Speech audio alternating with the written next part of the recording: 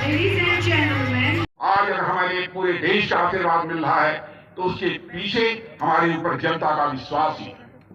जिस प्रामिस के साथ हमने जनता का आशीर्वाद प्राप्त किया है उसी निष्ठा के साथ ही उनकी सेवा भी की है। जम्मू कश्मीर के इंटीग्रेशन का संकल्प और उसकी आंच हम लगातार पिछले 7 दशकों से अपने दिल में संजोए बैठे थे और लोगों ने हम पर विश्वास किया और समय बीतने के साथ हम इस कार्य में भी पूरी तरह से सफल हुए। साथियों, जम्मू कश्मीर और लद्दाख के रूप में 2 यूनियन टेरिटरीज में विकास की नई धाराएं बहनी शुरू हुई हैं। भारत सरकार कोई योजना लाती है तो उस पर इस इलाके के हमारे बहनों भाइयों का भी उतना ही अधिकार होता है जितना कि दिल्ली और उत्तर प्रदेश जैसे बाकी प्रदेश के लोगों का होता है।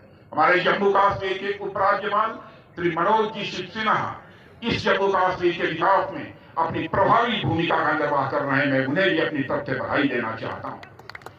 यहां मैं पाकिस्तान से यह सवाल जरूर पूछना चाहूंगा कि हमारे जिन इलाकों पर उसने अपना अनधिकृत कब्जा जमाया हुआ है वहां के लोगों को उसने कितने अधिकार दे रखे। मानवाधिकार के नाम पर मगरमच्छ के आंसू बहाने वाला पाकिस्तान इन इलाकों के लोगों की कितनी चिंता करते हैं यह आप भी जानते हैं और यह हम भी जानते हैं।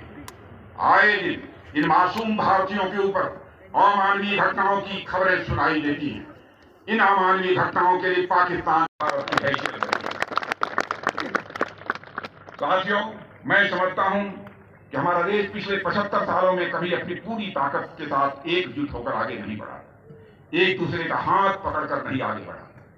इसलिए इस देश में साइंटिस्ट जितना आगे बढ़े, इंजीनियर जितना आगे बढ़े, मैथमेटिशियंस जितना आगे बढ़े, आर्टिस्ट जितना आगे बढ़े, इंडस्ट्रियलिस्ट जितना आगे बढ़े, आईटी और मेडिकल प्रोफेशनल्स जितना आगे बढ़े, यह देश उतना आगे बढ़ता चला जाएगा।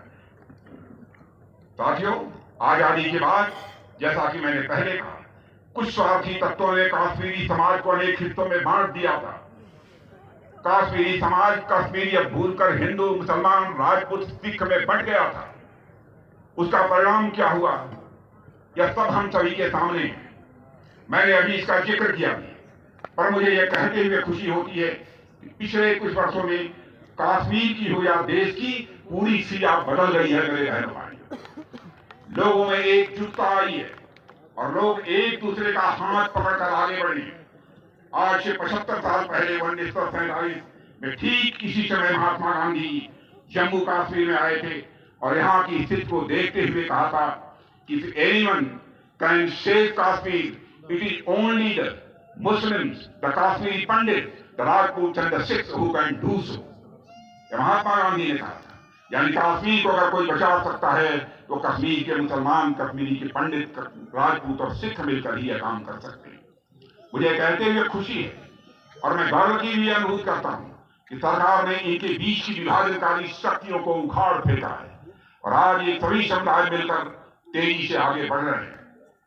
महात्मा गांधी का सपना पूरा होता हुआ मेरे बहनों भाइयों मुझे प्रत्यक्ष दिखाई दे रहा है। ठीक इसी तरह हमारा पूरा देश आपस में मिलजुल कर सहयोग की भावना के साथ